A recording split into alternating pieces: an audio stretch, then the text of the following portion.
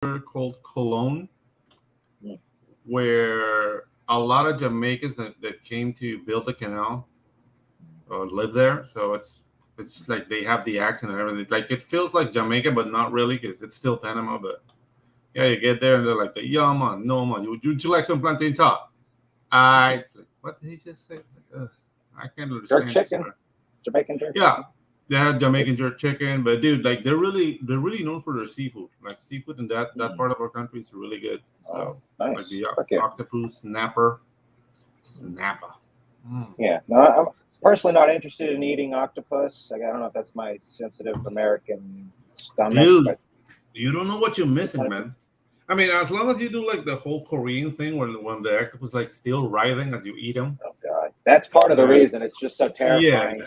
And insane, just eating a live animal on screen for millions of people to probably be masturbating to. I don't know, dude. Like the thing is, like when I had disgusting. What really got me is that the waiter told me like chew it really well, because if you don't, that tentacle's still gonna be threading down your throat and it can choke you. It's like, is this like a hazard, a dare? Okay, I guess I'll chew it. I don't hope this for you. And I guess I don't hope it necessarily for anybody specifically, but if octopus were to sort of grab a hold of somebody's heart while being eaten alive and like, gotcha, fucker. Would that not be something poetic, you think? Yeah, I was a bit like, we're both going. Yeah, I like that actually. Taking you with me, motherfucker. Okay. All right, buddy. So let's go ahead and properly kick this biatch off with welcome, everybody, to the Ginge and Pedro show. I'm, of course, your host, Pharaoh Big Dickamus.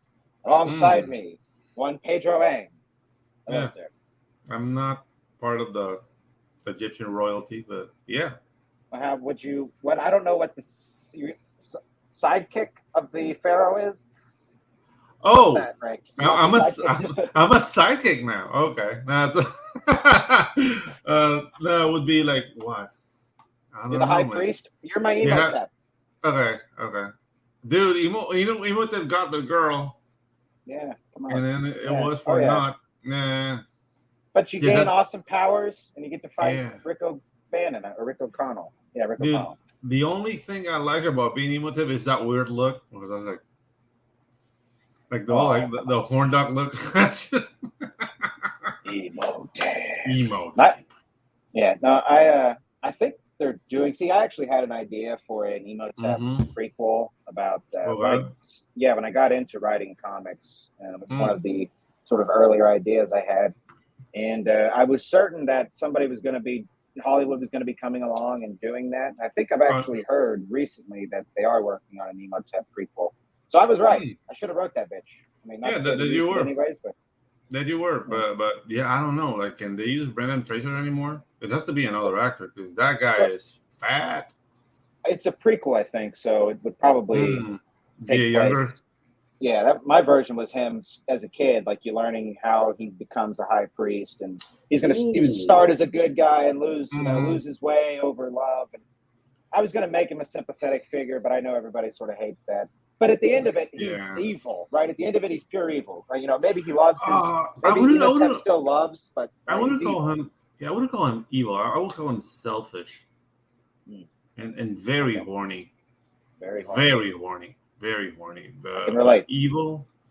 Yeah. Not on this show, to clarify. Not on this show. No, it's very horny, and the things you do for Poon, I think should have been like the Mummy. What I do for Poon. Things I do for love. Right? Come on, that's Scourge Car the Dog. All right, buddy. We're into the weeds on this one. So that was go ahead and kick this bitch off here again. We're going to re-kick it now by bringing our guest out, Mr. Brandon Starocci. I believe I pronounced that correct. Hey, buddy. Hey, how you doing? Dude, you butchered the guest name right from the get-go. Every week. Jesus Christ. Most every week. I should ask ahead of time. I mean to, but it does. No, you don't. You're having fun with this. I almost like hearing it come out like that. Yeah, and not telling them how it's pronounced. Yeah. Nice. It is part of the game. Here, let me properly welcome you, sir, with a studio audience applause. We're still doing that. Oh shit! You tell me, buddy. Yeah, I guess we are. Yeah. Alrighty. So, Brandon, how's it going, man? How's life treating you? Let's going get good. to know you. Yeah, it's going good. Everything's going good right now. It's actually nice and hot where we're at. We're getting away from the crappy weather finally here in Erie, and it's going good for us. Pennsylvania. Yeah. Yep. Nice. You have lots of Amish there. That's sort of what we think of. Yeah, and the dirt road area, back and hidden in the valleys and all that stuff. Yeah. Yeah, I'm from Florida, and we actually have Amish here as well. I'm from Northwest Florida. Yeah, I saw some during COVID. Me and a buddy, we were headed from the gym. Florida was super chill with the restrictions. So like I live in Panama City, and our town was really only locked down for like 3 months, like the initial 3 months. And then, you could just start doing shit again. And going to the gym, me and my buddy, we hit the Walmart afterwards, and I saw like it was relatively busy, and just like trying to wade through a crowd of people, me and my buddy just come to a natural stop in the traffic, right? And like these two girls with bonnets walk past me, and it doesn't, I can't even register. I'm like, and then as I bring my head back, I see mom and dad Amish, and I'm like, I turn to my buddy, I'm like, oh shit, dude, Amish. You're the Amish side. He saw me say that. He saw me say it. We locked eyes, and I said, oh, shit, dude, Amish people. And he cracks a smile and walks off. And I've held on to that forever. I made an Amish guy smile at my ridiculous. I don't know. We don't have Amish down here. You don't have Amish in Panama? We have Mennonites. They speak weird German. Really? But they buy cell phones and whatnot. They do the whole like weird beard thing.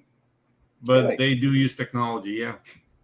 I don't know if are they ethnically Panamanian, or did they move? No, like a separate society, or Mennonites are their own thing. They buy land and they create their communes, and they live there and have their Mennonite lives. That's insane. I mean, I guess it sort of makes sense to some degree, but wow. Yeah. Interesting. Very, very, very interesting. Let's say hello to the chat real quick. Yeah, let's do. Hey, Arrow, what's up, man? What's up, sir? Thanks for coming by. It's a while, buddy. Hey, Edwin. Edwin is next week, everybody. Yeah. So thanks for popping by, sir. Very nice. All right, Brandon. So let's get to know you, man. Like I said, behind the scenes, we like to sort of start with you as a creator. So growing up, did you always know you wanted to be a writer? Was there something that really influenced you early on, or could you tell us a little bit about that? Yeah, not so much a writer growing up, but it was just creativity in itself. I've always kind of been a creative person growing up. It's just little stupid things here and there. You make videos, you do pranks, you record them. I actually have videos. I don't know if you ever heard of like the Jack Vale and the Pooter prank thing. Maybe not. Okay, so yeah, he made this device where it made like fart noises. So when that was real big and whatever, we kind of bought those and we went around. Yeah, right. And we'd go around in public and do all that. But stuff like that. I always liked doing creative things and anything like that. And then as I got older and through high school, I wanted to end up being a director because I was a really big movie person. My dad loved movies. I always watched movies, and checked out the New York Film Academy. I found out it was way too much money. There's no way I was going to be able to afford that. Came back, got a normal person job, and then that's after I met Alan is really when I started trying to really get into it, and that's when Avalon was kind of born. It was an idea I'd been sitting on since high school and wrote a bunch of things down, not knowing what to do with them. And then after I met Alan is kind of when it kind of lifted off. Yeah, dude. Regarding film school, like, dude, all the information is in YouTube. Like, you don't need to go anymore. That's the thing. Like now.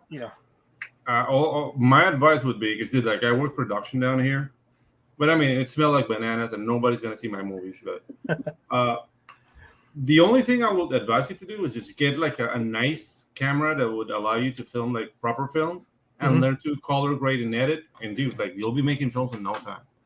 Right, and that's just the thing. As I kind of got into the comics, is when I started really meeting more people. Like I went into screenwriting classes, and working on short films actually right now as well. And that's kind of what I'm learning is just picking up a camera and kind of having the proper team around you, so we can kind of get it out there and put those into film fests and horror fests and all that kind of good stuff. And but that's the goal.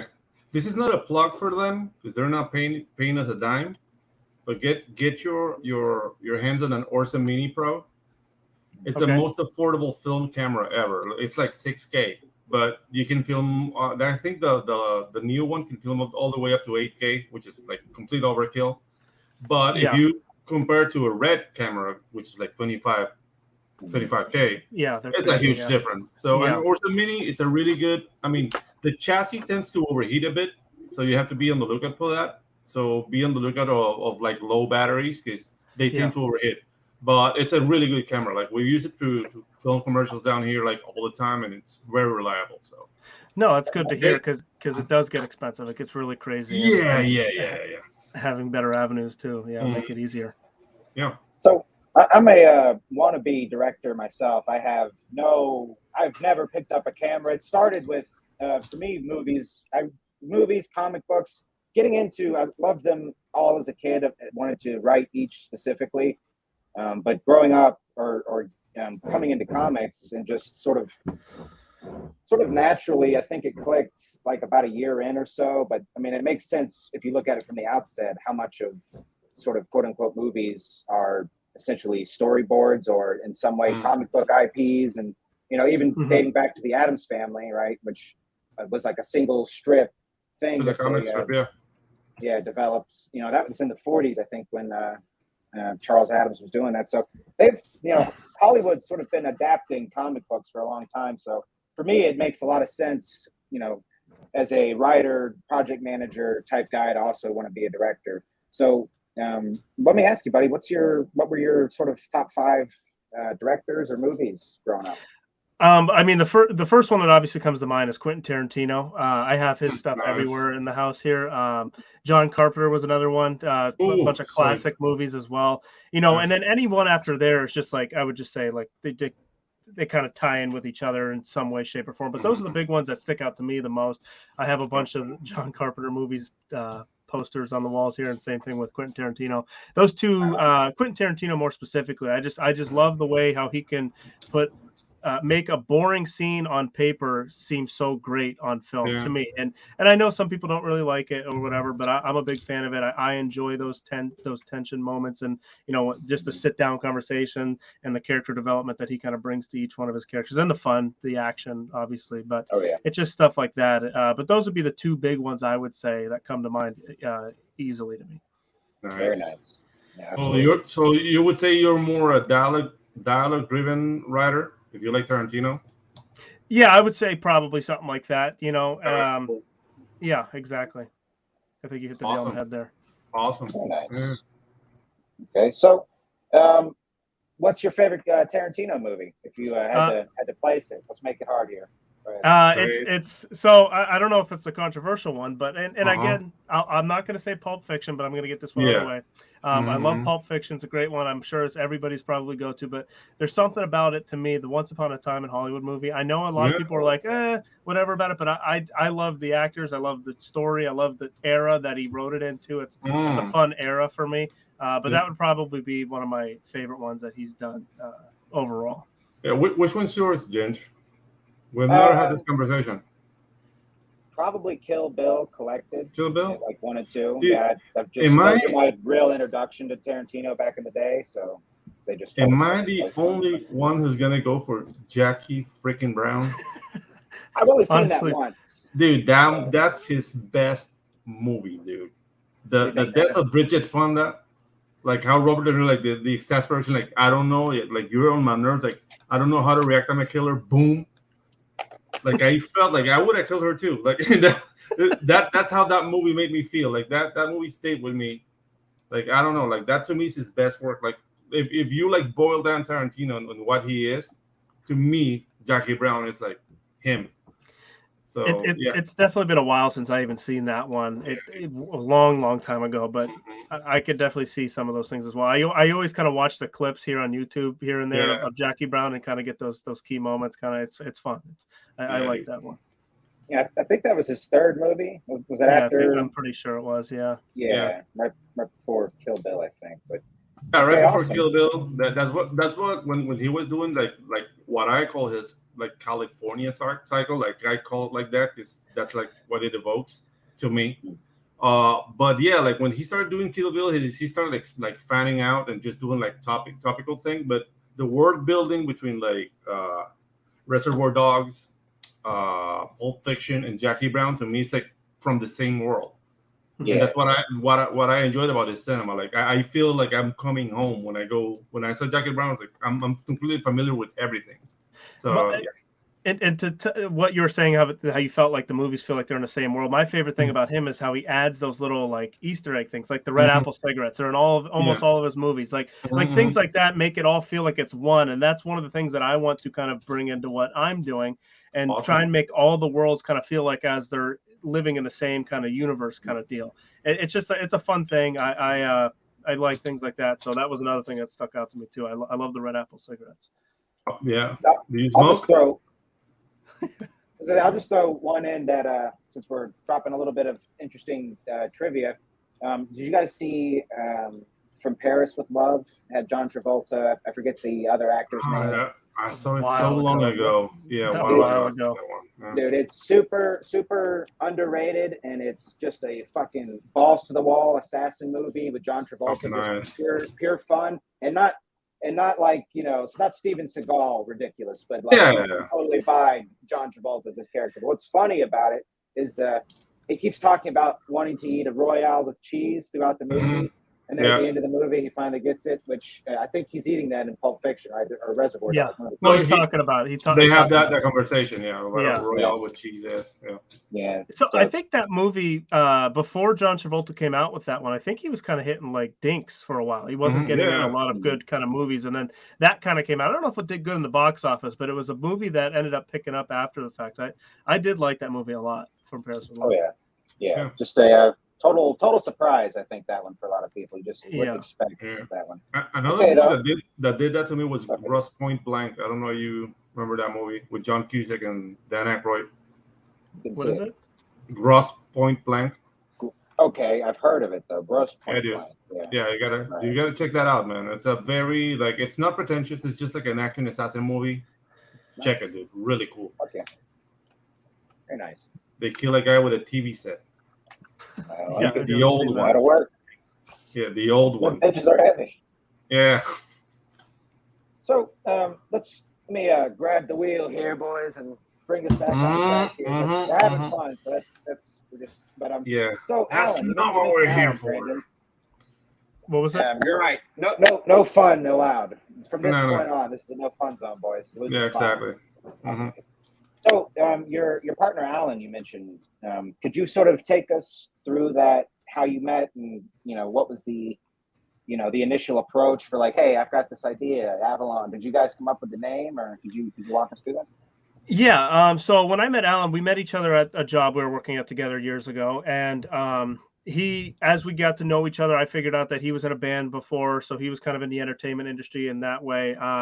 Then after I knew that, we weren't really caring for too much for where we were working. So then we kind of were like batting ideas back and forth. I told him about this idea that I've had for a while. I wanted to make it a movie originally.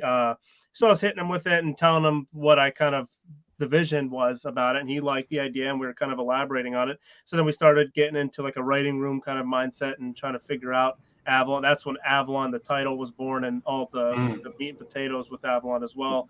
But yeah, it was almost real easy as soon as we met each other, because it was just like a whatever feeling about the job, and then we're trying to, we're just dreaming, I guess, and then going back and forth with ideas, and then really the 1282 thing that you see on the cover of Avalon is like the production we want to do too. We kind of wanted to do our own thing and kind of produce our own stuff and have no one tell us, hey, you have to do it this way, you can't do that. So he was going to do his thing. He's on the back burners with Avalon. He's doing other things, I guess behind closed doors is what you'll say it with 1282 right now. I'm working on the Avalon thing. He helped me with the first stent so we can kind of feel it out and figure out what we're doing. But now it's like, I'm taking the wheel with Avalon. It's, and moving forward with it in that way. Very nice. You're touching the point that I mean, it's a theory of mine that whenever you do creative endeavors, and that's why it's like so hard for people to respect it. There's an element of idleness in the whole process, because like you're not enjoying your job, you're bored out of your mind, and then your mind wanders. So there's that like that time where you're like being idle and being bored. That's what people see. It's like, you're a bum. Like, no, I'm deep thinking. Leave me alone. Yeah, right. Yeah, like we're doing something here. Relax. Yeah, and that's just it. And that was actually one of the most fun parts of the whole thing too. Is like and having it feel real, and it was real because here we are right now. But like that, because I've always had chit chats back and forth with trying to come up with ideas, whatever it is. They, most of them kind of get brushed to the side and forgotten about. But to have this where it is now and having it kind of come to fruition is a good feeling in itself. Yeah, it's really cool because I mean, most of my ideas are dumb. I got same here. But, but that's the thing. Like, you need the dumb idea so you can like curate. Like, okay, this is not dumb. Okay, let's take this one up. So let's do something with it, right? Exactly. Being able to recognize when you have a dumb idea is also like a key skill. I think it's just to be able to laugh at yourself about it. Like, that's fucking stupid. You know what I mean? You gotta have Okay, great. So. Let me go ahead and bring up the comic. I've got your Kickstarter here. Let me get this going. Alrighty, so here we go. Wonderful. Hold on. And that was smooth. That's really smooth. Okay, here we go. Now I've got the Kickstarter up. There we go. We like to kick her off with the trailer, Brandon. So if you don't mind, I'm gonna go ahead. Yeah. And Perfect. Excellent. Do it. I hear the John Carpenter over there. Hello, I'm Starocci, creator and writer of Avalon. And I'm Callie Overlander, the newest addition to Avalon Comics. So, what is Avalon? That is a great question, isn't it? Avalon is a brand new post-apocalyptic comic book that has a little bit of something for everyone. A story that stays true to the zombie genre, but adds in its own originality. You begin this world by following the Castle family at their youngest son's super sweet 16th birthday party. Let me tell you something. It ain't going to be so sweet. Right away, you're going to see screaming. Okay, I'm going to have to pause this only because this is giving away our show. This is all the questions I want to ask. Tell me about the story. So, but what are you doing? Like anxiety and depression. Sprinkles. The cupcake sprinkles? Okay. Yeah. I can elaborate. As you begin to read this story and understand. Okay. Yeah. No. James, stop it! After this trailer, this show is over. I know. We've had that happen. The trailer, and it's great that the trailer is informative. Yeah. But it's like on the show, it forces us to ask the same thing. But no, we'll just start from the top then. So take us into your world, buddy. I know there's zombies. I know it's got a hard grit to it. You're doing a black and white with like color in for red, right? If I remember correctly. Yeah. Yep. Black, white, and red, and then there is color on that last page. And I guess to kind of get, obviously you kind of heard the beginning. It is a zombie apocalypse comic book, and one thing that obviously for a lot of people who don't really care too much about zombies, like they're kind of throwing their hands in the air, like, of course, I don't care. I don't want to read another zombie story.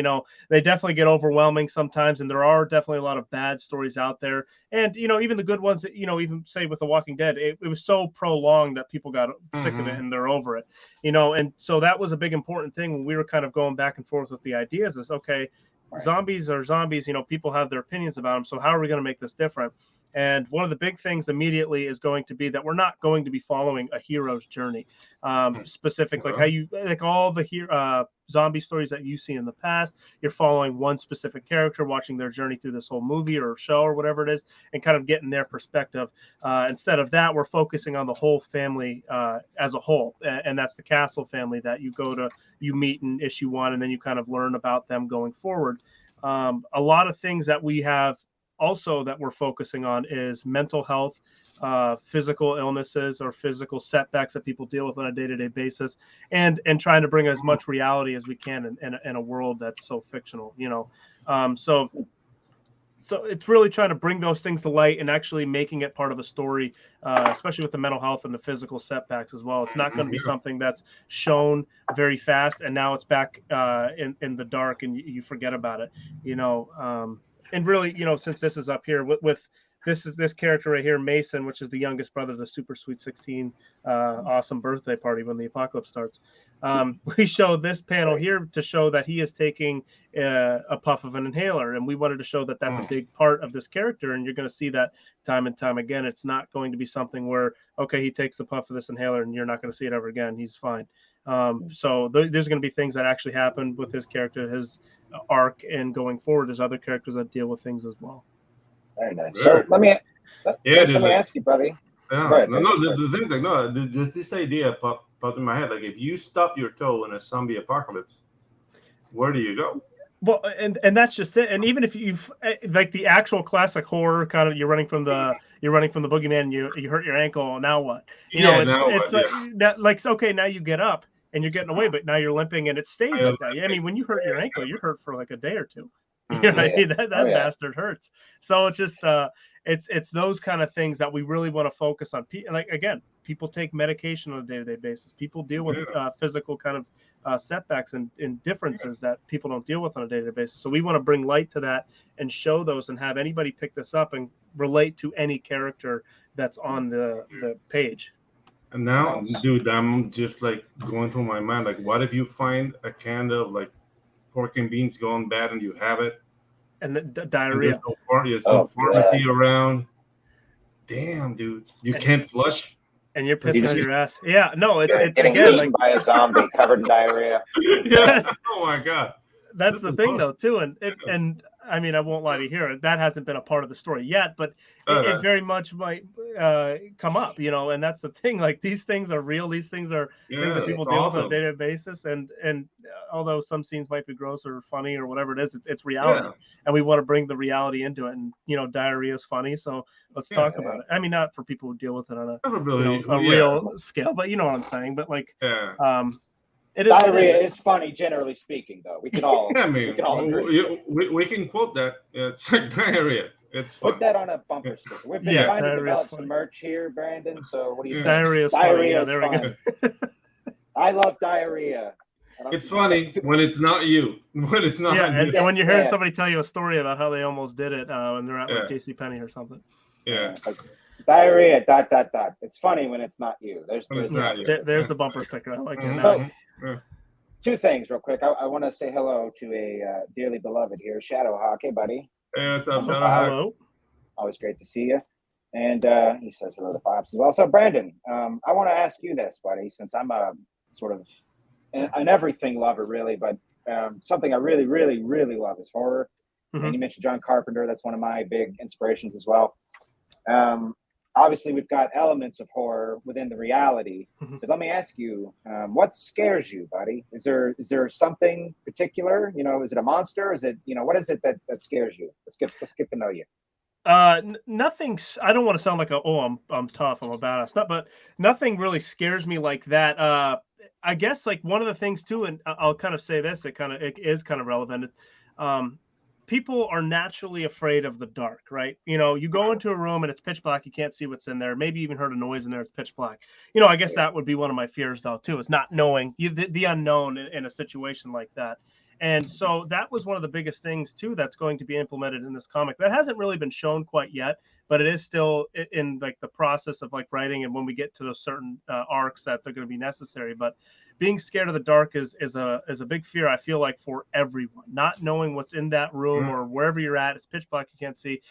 So that's going to be another thing that we utilize in Avalon, and you know, and in the zombies that we're kind of doing too, because you know, there's traditional values with their zombies, and there's also differences. We wanted to kind of separate ourselves from the general kind of public there, and you grow as you read on, you understand what's different about our zombies. And one of those things, you know, talking about the dark, I'll kind of give a quick nod or hint that the dark has a big part of what's going on with these zombies. And you'll see the differences in being afraid of the dark and how the zombies are kind of in the dark and coming out. So, and even with issue 1, you kind of see this scene. It's a small little nod of what's to come, but like one of the infected zombies running out of the dark at a couple of our characters there, and you kind of see how that kind of happens. And so I guess to answer your question, you know, I'm afraid of the dark in the way where it's like not like I'm like scared and I'm like, oh, you know, whatever, but like you need your night light and blankie. I need my blankie up to my nose and my night light on still, but fear of I still watch movies through my fingers though, so I'm a bit of a puss, you know. Like, well, I guess like demonic things like that too. Like you're talking like the original Insidious is what is scared me. Yeah, the first one. Is an awesome movie. Yeah, I haven't been scared watching a movie in quite some time because it's the same traditional like boom, like pop out, like kind of corny stuff. But the original, the first Insidious was very, very scary to me. Yeah. I agree. Yes, that was one I was holding on to my little brother for dear life during the first two. Yes. I made him watch it, and I'm like, putting him in front of you. Yeah. I have to be completely sincere, guys. My thing is clowns. I can't do that shit. They're creepy. Yeah, they're creepy little bastards. I can't do that. Like I've beaten clowns in my adult life. Just no. They probably some guy doing animal balloons on the street, handing it off to a kid. No, it was a mime. No, this actually happened. It happened in 1997 in Colombia. Yeah, a mime tried to like imitate the way I walked, and I was wearing a disc, man. So I was like listening to my tunes, and dude, like I look back, and there's like this huge clown face right behind me. Dude, I went nuts. It's like elbow to the nose, punch. Yeah. I was gonna kick him to the head, but then then I came to like, it's a mime. But dude, like I was invasive. Yeah. Mimes are invasive. Yeah, so if I was a clown, it probably wouldn't have survived. Yeah, exactly. Luckily, the mime was able to throw up a box shield just in time. No, he actually started talking. That was very weird. It's like, hey, mimes are not supposed to talk. What are you doing? Don't break character. Yeah, right. Yeah. I've always wanted to be a mime. That's actually no secret on this show. I have been saying it for years that I've wanted to dabble in mimery. I don't talk about it so often with Pedro. Don't do it. Don't do it, man. Vincent, man. Just don't. I talk too much. I wanted to be a juggalo this year for Halloween on the show, and I'm having to sort of reconsider it, Pedro, because I know how you feel about that. But I'll just say this. You'll do that show on your own, sir. Just telling you. I've got 2 more costumes planned. Don't worry. They're going to be fun. Okay. But so maybe this isn't the moment. Well, maybe this isn't so much of the same question that I asked earlier, Brandon. But for you, if you had to nail down a scariest movie, like growing up, for me it was The Ring.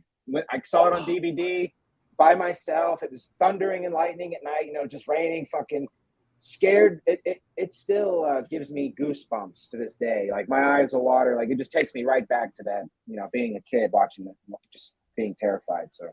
What was it for you? I'll say this one. I'll say 2. The first one I'm gonna say because it had such a weird impact on my life growing. Not so much now, obviously, but back then, because one of the first horror movies I've ever watched was Halloween '78, and I had the same nightmare for years. My dad showed me at a young age, tortured me, but I had the same nightmare for years, and then obviously it's finally gone. But so that was like probably my first scare, but one that I can like really remember like the fear settling in a lot. And again, not so much now, it's so corny now, but The Grudge. When The Grudge first came out, and I remember watching it, I couldn't even finish it. I couldn't finish that one, and this one actually came to mind too. I'll say this one too. The Omen. Every time my dad would have it on, I wouldn't even be in the room. I couldn't watch. And again, another corny movie to me now. I watch it now, it's so corny to me. I don't know why, but like watching those 2 movies, I remember having those feelings. And I was like, I would not be in the room. I don't want to hear the sounds. I would just be completely out of the area. Those 2 movies really got to me when I was a kid or younger. The Omen is a good one, man. Yeah. The Omen is good. I saw The Omen for my birthday in 2006. I remember Click. It was like a debate between me and my best friend at the time. Click was in theaters or The Omen. He wanted to go see Click, but I pulled the birthday card and was like, I want to see The Omen. I loved it. You put your foot down. I did. I had to. Goddammit. Fucking 5'2". Get bullied.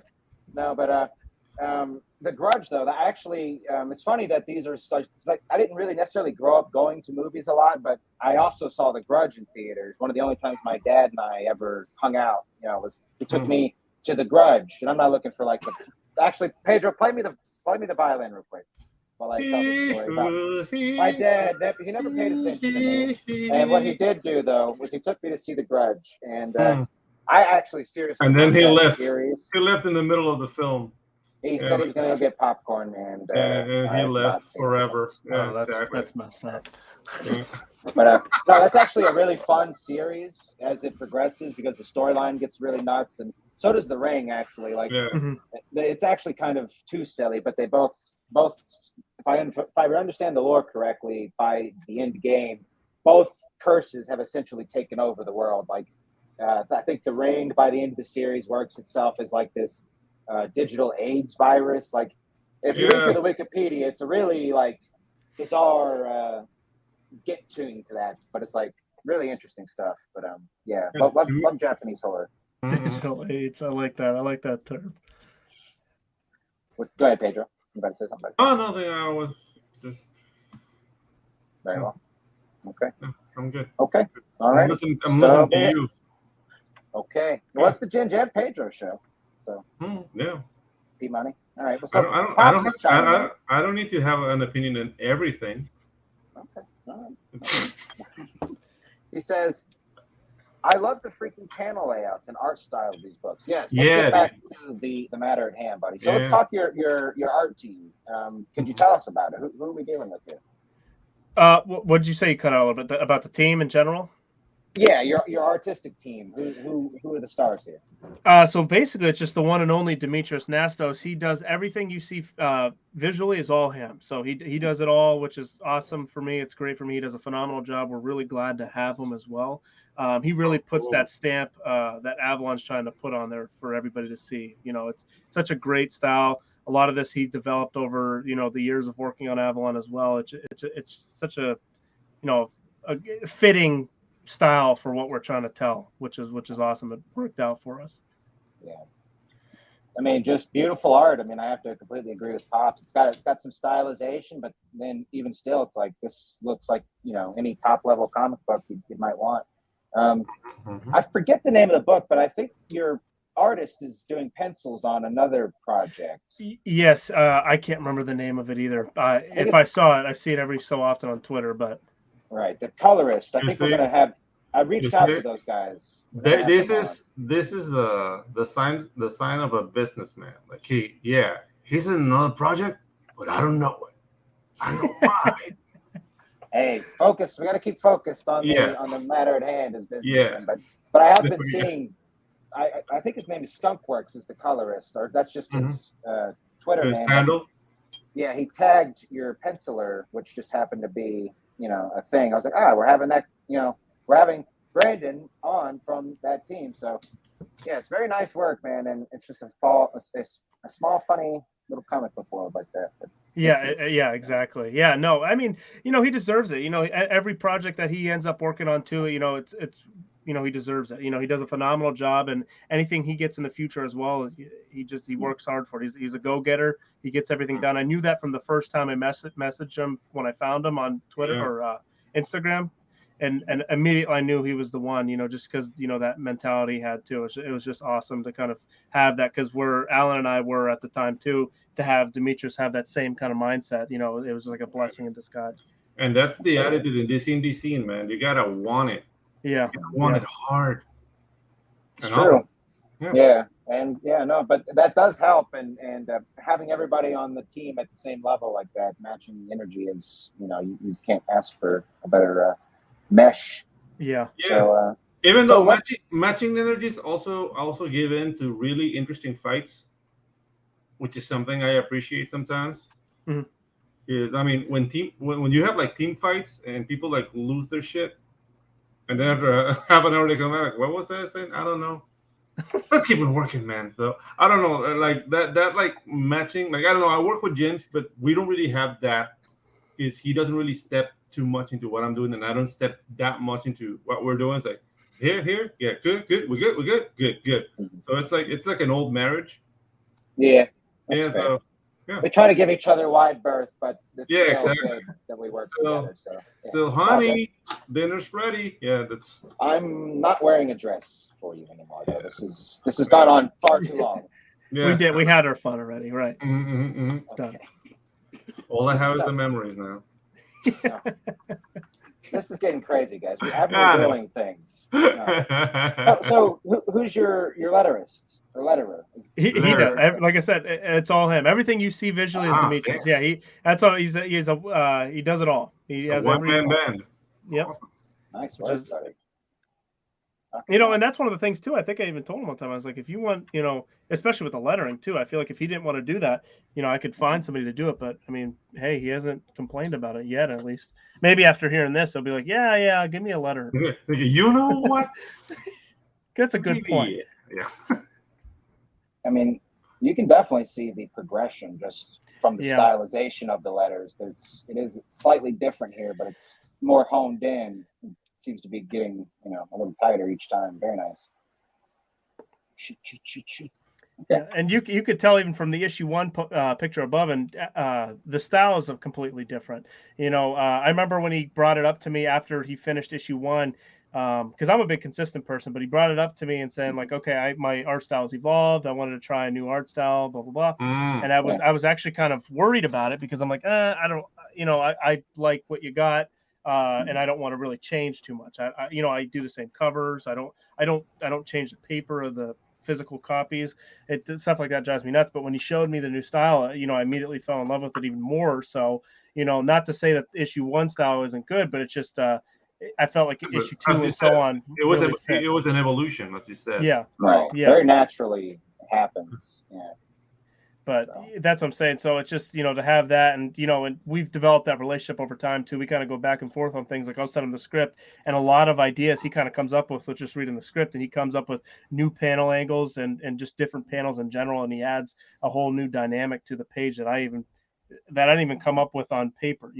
The generic kind of ideas on there, but he kind of comes up with these awesome, like with Andy's head in the middle there, oh shit kind of face. Like that wasn't specified. I'm not specifying Andy's face coming out of a panel, background, whatever. That's him all coming up with it, which is awesome for us. Very nice. Yes, that sounds like my boy down here. Yes, that's what happens when writers hand off the scripts to artists. Yeah, they see it and interpret. And but you need like a level of like familiarity with your artist if you're gonna do that. It's not like I made him on Facebook. Let's get to work. Like right. Yeah. And that's what it took a couple of years. I mean, actually probably about a year and a half to the point where before he changed the style to issue 2 a little bit. But yeah, I mean, over that development and that time period of the relationship we built over time, and which is crazy too. He's from Greece, and a lot of this stuff was due to Messenger as well. We have a few kind of Discord meetings as well. So, but to have all that kind of grow over messaging, it's like a long distance relationship. So they can work. For anybody who's wondering, he's from Greece. Yeah, I love Greek food. Oh my god, I'm hungry now. What's your favorite Greek dish, buddy? Goat's leg or spanakopita? Spanakopita. It's a spinach pastry thing. It's really good. Very nice. Okay, I've never had it. Never had it. Yeah, never had it here. Oh, I mean, if you have Greek restaurants, you should be available. But yeah, I think I derailed the conversation with my with your food talk. Yeah. Hey, just put a pin in it, and maybe we'll come back to Greek food. Exactly. Another time. Okay. So, could you tell us a little bit about?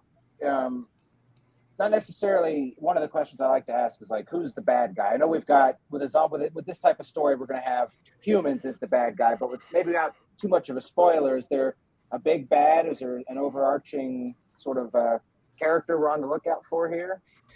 So in this whole, I call them seasons. So volume and seasons kind of go interchangeably with me. So when so with season 1, the big goal was, the title of the whole season is kind of changes are coming, obviously.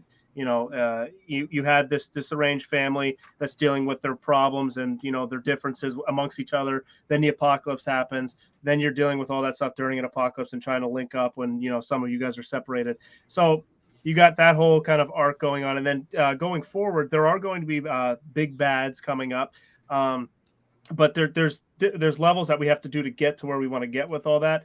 There's a big thing that you will see towards the end, and actually issue 5, where this is heading, where this story is going to be heading. And one of the that I think has been missing in the zombie thing, it hasn't been done that I believe. So it's kind of keeping them. I don't want to give away too much, but they're going somewhere, and a lot of stuff happens at that somewhere. And utilizing the weather is a big thing as well. Erie, Pennsylvania, the weather goes back and forth. It could be 60 degrees one day, and then the next day it could snow. So it's kind of utilizing what happens up here along with the story, and and all that stuff, showing that it does lead to a big bad. Yeah, it does, to answer your question in a long fashion. Yeah. Hey, it's all good. We've got to build it out over time. Yeah. And I guess I will mention too is we kind of sprinkle that within the first couple issues that are already out. there's scenes that come up very quickly. They're very brief, but it's to show you that there is something. I'll tell you, it's with Andy and Miller, which are the two cops that you see. There's a storyline that happens before the apocalypse that's kind of creeping up on them. And it's, and that big bad is, whatever, you'll see as you read it, and we're kind of teasing it for the the future. I like it. Very nice. Oh. Small spoiler. There's a small spoiler. No, it's but you could kind of assume it when you're reading it. Yeah.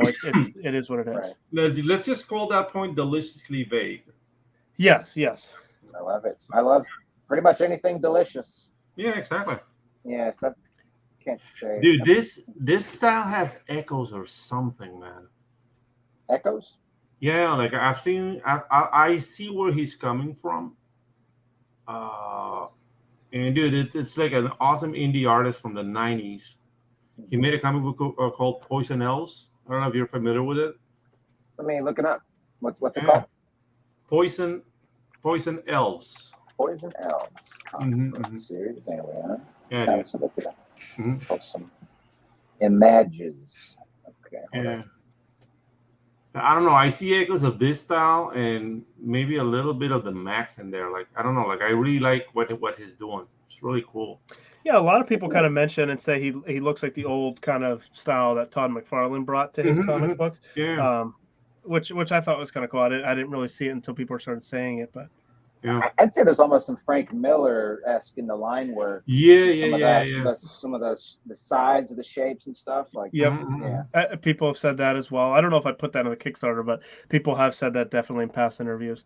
Yeah, absolutely. So this is an awesome series, Ginge. So if you can find it, check it out. The artist died in 2006, I think, and that was the end of that. But dude, it's really, really cool. Drew Hayes. Drew Hayes is the artist. Shout out to Mr. Hayes. Yeah. Looks great. Yeah. Very cool coloring. All right, so let me get Avalon back up here. Yeah, let's get back to Avalon. Is there something? Why did y'all go with the name Avalon? Was it just, did you like it, or was there a meaning behind it, or? I will say there are three meanings behind it. I don't want to give too much away because one of them's like a theory that people can kind of come up with. Well, I guess it's a theory because it's a real thing. Just I'm not going to tell you what it is. You just got to figure it out. One of them you're going to find out in issue 5 here why it's called Avalon, and then another reason is I guess another theory.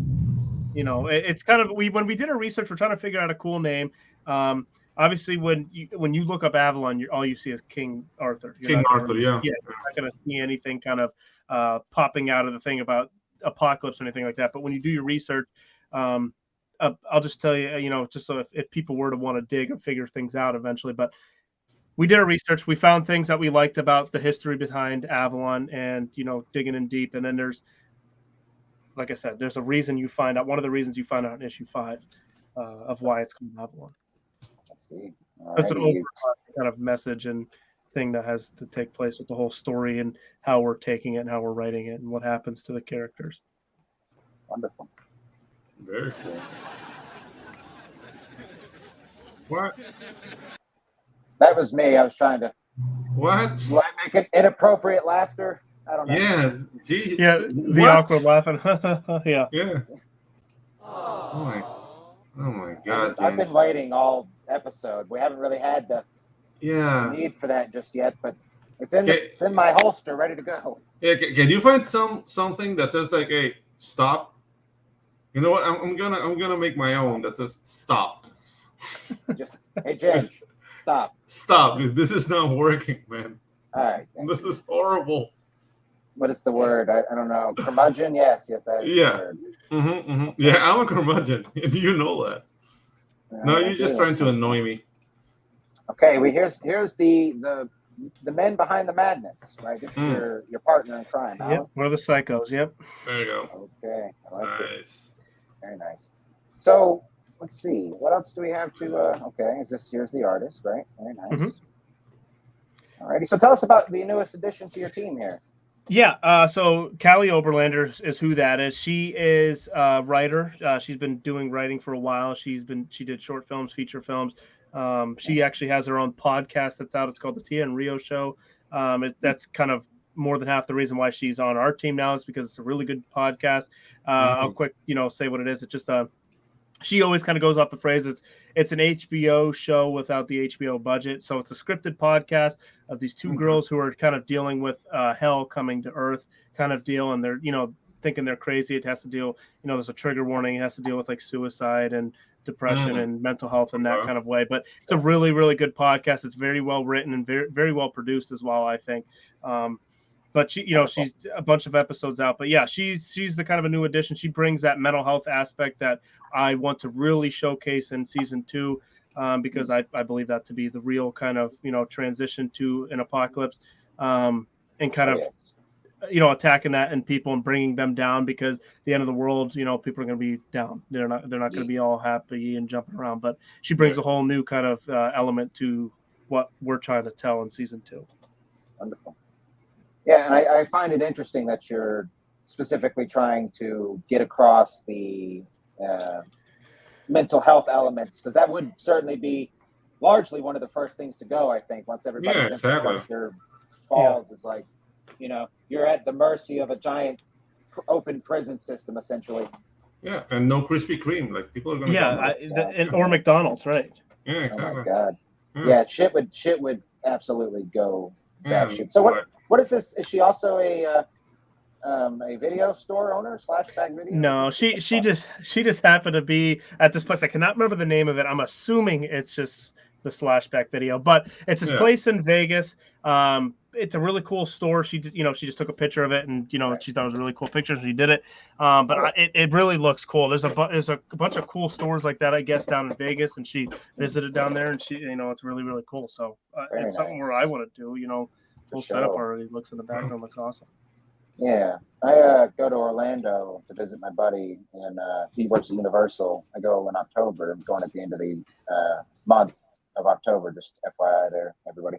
But I've recently learned about a hidden slasher bar of sorts, where it's like this horror themed bar, and I guess they don't do a lot of advertising for it, but it's popular. But I caught just a YouTube scroll through, and I was like, ooh, I'm gonna be popping in. I love horror themes. I'm just a chump, really. Like, you slap something on it, and I'm interested. But very nice. So let's see, buddy. Let's talk perks, actually, since we are coming up on the. We keep the show at about an hour, just to be respectful of the guest time. But so let's take it to the tiz off here. So many scrolls on my shitty little mouse. Yeah, you're scrolling. Yeah, exactly. Yeah. I have it's just a $10 mouse that like hardly works half the time, and also likes to inconveniently freeze on characters' crotches in the middle of live shows. Yeah. So like, I'll just be trying to scroll off of a character's crotch, and it's just sort of there. It's just magnetized. Yeah, magnetized. Yeah, it's stressful sometimes. But okay, so excuse me. All right, so take us from the top, my friend. We've got Avalon issues 4 and 5 PDF. Yeah, obviously from the title, it's Avalon 1 through 5. 1 through 3 have already been out and distributed. We have physical copies with PDFs of them as well. So this one's really marketed and generated towards issues 4 and 5. We mashed them together. So for anybody who's already gotten the 1 through 3, here's a way to get the PDF versions of 4 and 5. Below that, I think we have the physical copies as well of those. And obviously those are the covers, that are tagged along with those. Yeah, man. Very nice. Very nice covers. Yeah, very graphic. And I don't mean like specifically violent, but just like, this would pop off. You know what you're getting into, right? And the thing that we like to kind of bring attention to as well as what we tried to do with this Kickstarter is really trying to make it very, very affordable. So if somebody sees this for the first time, they like the art, they like the idea of the story, just to give it a shot. It's a very fair price. Even both of our catch-up bundles are very fairly priced. Probably too fair of a price. People have told me that they should be up, but hey, if it's there, people like it, give it a shot, but $10 that is a thing, for 2. Yeah. Let me ask you this: have you considered trying to get it in distribution with like Antarctic Press, or there's a few other within our indie scene guys that are getting stuff? If you're familiar with the 656 crew, I think they got with Antarctic Press, but they're in the previews magazine and in stores. Have you considered any of that, or what you thinking? So yeah, we were on we were going to do something like that probably closer to earlier this year or end of next year. We're thinking about doing stuff like that, but the whole idea at first was to kind of get 1282 and build that up in its own kind of image, and then kind of that was the idea, to bring indie comics into 1282 and kind of move forward in that spectrum. But the goal is really to push Avalon right now. So depending on what happens here, we have a plan for the next kind of year of what we're doing right now, and depending on how that kind of plan gets shipped, obviously plans don't always go as planned, but it depends on how that shifts and shapes. But we'll see what happens. But we do have a plan for the next year. We've been actually pumping these out at a very fast time frame.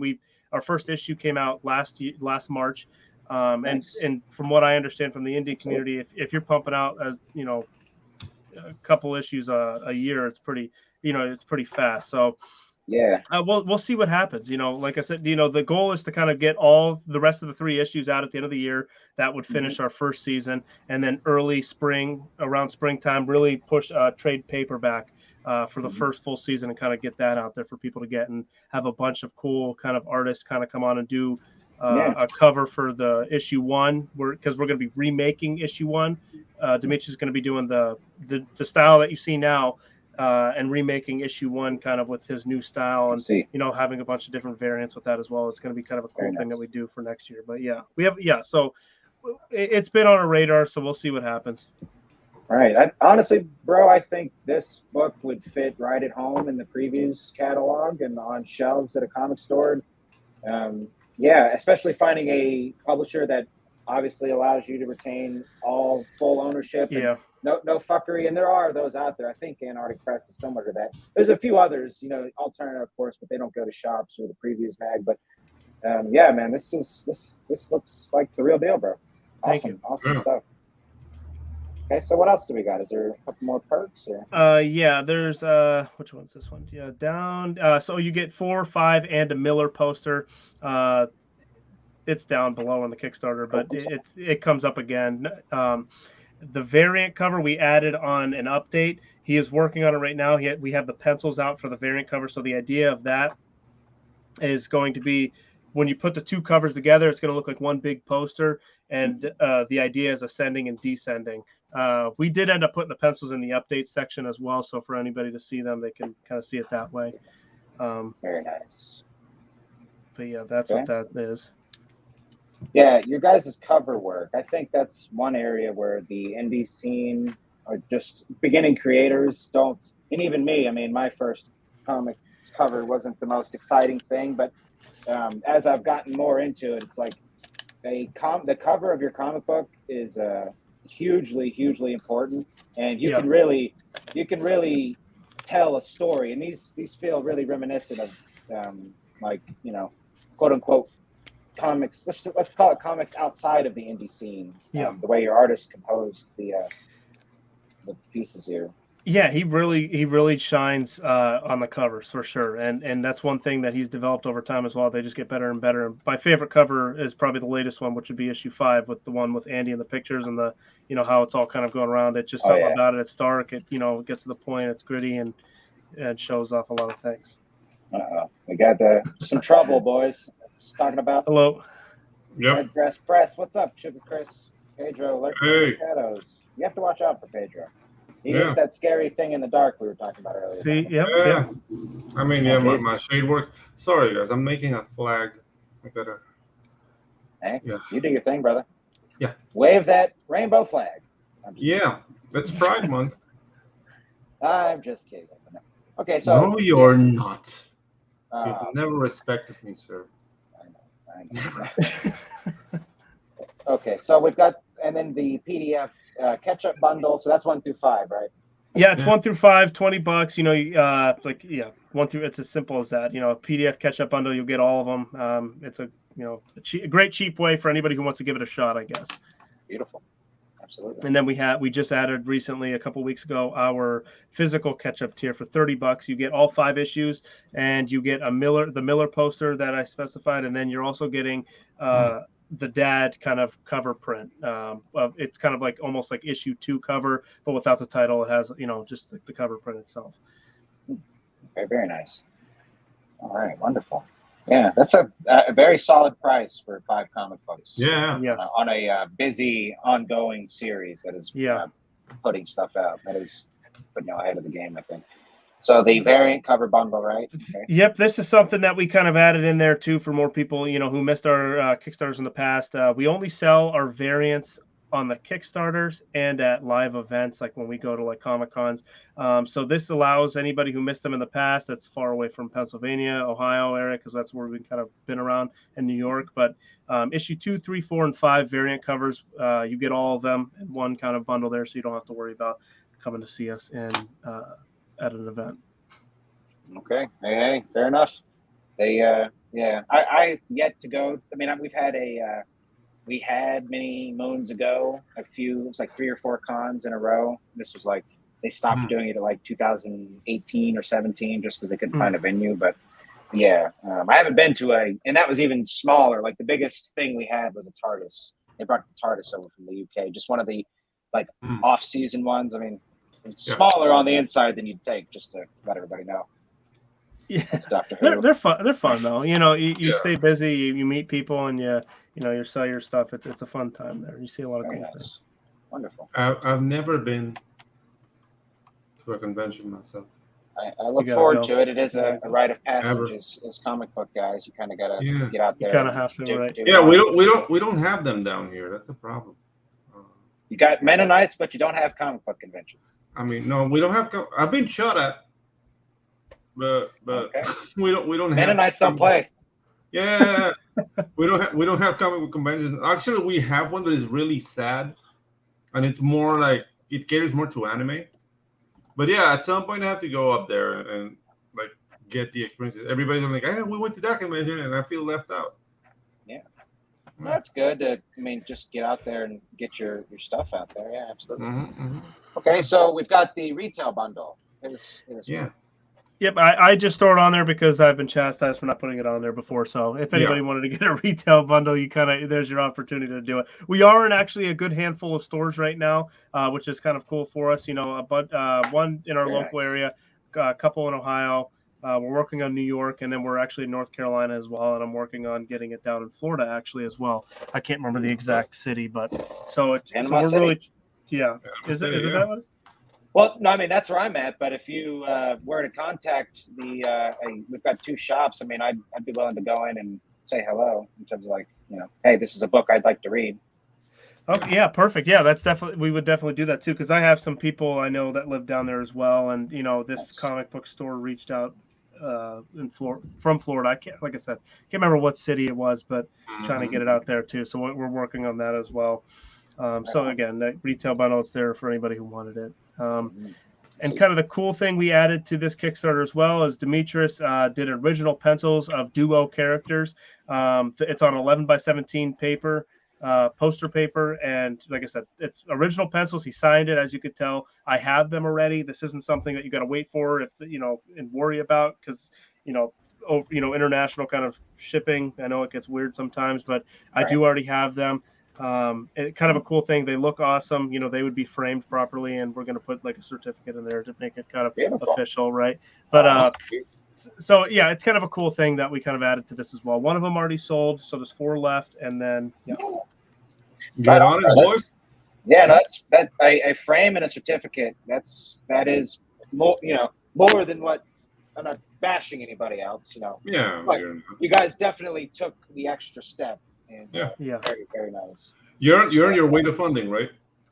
Yeah, we're getting there. We have 6 more days left. We're trying to get that last big push there. We're almost there, but yeah. Yeah, dude. Very cool. Nice. So guys, if you like what you see, get on this project right now. Dude, the art looks awesome and it's very intriguing. So stopping your toe during the zombie apocalypse, that in itself is a question that can only be asked by reading Avalon. So get it now, guys. Yeah, really cool. And one of the big questions that kind of stemmed this kind of thing in general was, how would I survive in the zombie apocalypse? And so anybody who asked themselves that, or any kind of apocalypse and so whatsoever, that's kind of how this kind of thing came to life. So we kind of shine light on that. But Yeah, dude. That's Any apocalypse is a bad apocalypse. Yeah. Even like a taco apocalypse would be horrible. Yeah. No, it's interesting that you sort of phrase it that way. What would you do during a zombie apocalypse? In 2018, my town got hit by a hurricane that basically like wiped power for like almost 3 months, and I was shitting in the woods in my backyard for about 6 months. But I remember that. I was just having fun at that point. I'm not gonna lie. But throughout that time, my buddy across the street is a Walking Dead fan. It's got a couple of the omnibus, and I read the first omnibus of The Walking Dead in like 2 weeks. Just like my girlfriend was getting mad at me. I was just like basically buried in this book for 1,000 pages. Nice. But it was definitely the contrast to like how quickly people started acting ridiculous. Like the first night after the hurricane, and I live in the woods on a dirt road, and you know it's like we've got a lot of shenanigans out here. And I used to walk around when I walked my dog. I was like the redneck samurai. I had a wooden like a boken and a straw hat to fight off dogs and potentially meth heads. And they roam around in packs of like four-wheeler gangs, just causing trouble. And like they were stealing chainsaws out of people's trucks, and just, you know, the moment the shit hit the fan around here, people started acting ridiculous. Yeah, and I believe it. I mean, we all had to deal with that a couple of years ago with the pandemic, you know, and we saw how people were reacting and how quick people would, you know, kind of do things like that. So, you know, I think that gave us it made it easier for us to kind of explain what would happen I guess in this sense, the end of the world. So how people could react, how people do react, and, you know, the whole setting of the world and how it kind of unfolds. Beautiful. Awesome stuff, buddy. Let me say hey to Greg real quick. Hey, Greg. Thanks for coming by, buddy. So, Greg. Nice. All right, so can I call you Brando? Can we throw the N on it? We can take the N off. Okay, Brando. You can take the N off. Yeah. Cool. I'm the nickname guy, but I usually just nickname myself. But trying to branch out here. So we are at the end of this mess of a show, my friend. Not that it was a mess, but you know. No, it wasn't a mess. It was a good time. Yeah, we're having fun. And the book looks awesome. Thank you. Seriously. Yeah. Awesome stuff. For those out there in viewer land, we typically get more replays when we do live views. So for all of those out there, we've got 6 more days on the campaign. I've got Brandon and Avalon and 1282's stuff in the chat, or in the description, also in the chat. So let's take a look here. Let's refresh and see if we got it back here. Okay. All right. Well, there's still time. Still time. 6 days to go, guys. So get on it. Check this one out. Have you considered Fund My Comic or even Indiegogo? Yeah, I was actually seeing a lot about Fund My Comic here as well recently, actually. I haven't looked into it yet, but, you know, really just trying to push through this. We'll see what happens with this, and then we're going to make our determination here at the end of all this Kickstarter and see what happens. Awesome. Fund My Comic, it does seem like a good idea right now. I just got to look into it and research it a little more. Yeah, dude, the cool thing about Fund My Comic is it's a crowdfunder, but it's also a storefront, because your campaign is indefinite, so you can fund and just keep it open and just keep selling. That's so I've heard. Yeah. Yep. So it's made by a comic book creator, so it's not like all this like big like crowdfunders. They're more like focused on technology, you know. So this is more for like creative types like us. Like if you're making games, you're making comic books. So the tools cater to what we're trying to do. So that's awesome. Look it up, and then if you you see something you like, try it out. It's good people. Yeah, definitely. I would definitely consider taking this one over there myself as well. But we're just going to keep on rambling though. So what are we? We are. We're ramblers. Put a bullet in this thing's head in the show. Fools. I'm a rambling man. No, okay. So Brandon, is there anything else you want to plug or pump out there, or anything else, sir? No, just basically this. Obviously, we have our 6 days here. You know, we're really trying to make this last push here, and make it or not, you know, we're gonna keep moving. Avalon's always gonna come out, like I've said in the past. It's just these Kickstarters kind of dictate how fast they come out, and obviously we've been pumping them out pretty quick. We're trying to get them all out by the end of the year here, so we can really move on that trade paperback. But yep, just let's get this Kickstarter funded, and if not, we'll find different avenues. We'll figure it out. Yeah, that is also for the viewers out there, and maybe first time creators or just anybody that needs to hear it. I guess like a campaign. The most important thing is actually having the files, the digital files. You know what I mean? Yeah. Like having the comic book completed. You can do whatever you want. So that's like people get kind of nervous about campaigns, and rightfully so. But at the same time, it's like it's certainly not the end of the world. Right. You just got to keep moving, keep figuring it out. There's always going to be obstacles. There's going to be weird things that come up, but you just keep moving, get your stuff out there. You believe in it, move forward. Beautiful. Love it. Okay. So real quick, Greggy, hey buddy, he says his head is pounding, but he needs to jump off. I like you shared. Thank you so much for that. Beautiful. Okay. Well, Brandon, thank you so much for joining us, buddy. Seriously. Thank you for having me. It was a fun time. I thank you guys for having me. So, it was a pleasure, man. Yeah, we sort of do this a little unorthodox, I guess, but the way we do this is I'm gonna wait for you to start saying something, and then I'm going to bump you to the back in the middle of that. It was started as an accident and is now a time-honored tradition here on this show. So with all due respect, buddy, was there anything else you'd like to add? I'm waiting for the back. No, I'm good. Oh my God, you are it is done all in love. I mean, I know it's I love it. Yeah, I do it to get at you, buddy, and I see that it works. So yeah, I do want to thank the chat and again, Greg, Chris, Red Dress. Take that. I don't know. You know what? If you want to wear a dress, buddy, I guess you do just that. I think it's all an excuse. He just wants to wear it. I'm a fan of Chris as a guy, as a YouTuber, and as a guy. So he wants to feel beautiful, man. I think it's lovely what he's trying to do. Just being himself, blossoming into a lovely lady. I don't know.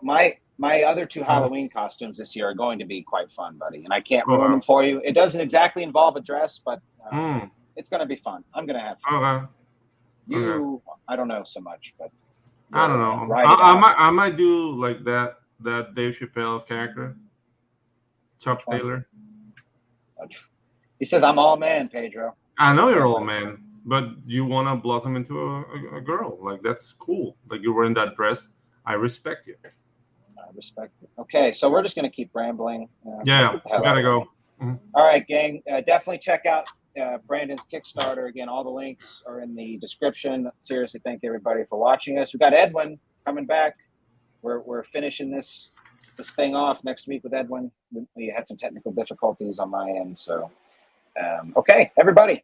Thank you for watching the Ginge and Pedro show, and we will see y'all next week. I think I have a.